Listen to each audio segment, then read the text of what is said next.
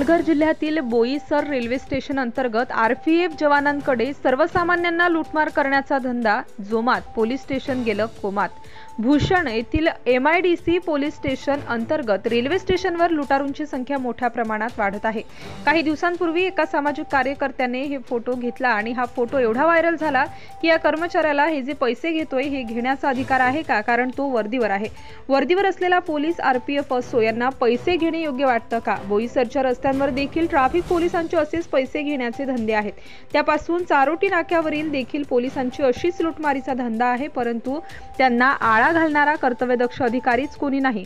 पालघर जिल्ह्याचे पोलीस अधीक्षक हे देखील अपयशी झाले असून कारण पोलिसांचे आणि 2 नंबरवाल्यांचे नातं कनिष्ठ झालं आहे, म्हणून सदर ठिकाणची प्रसिद्धी कोणी पत्रकारांनी केली त्यांना देखील दमदाटी केली जाते.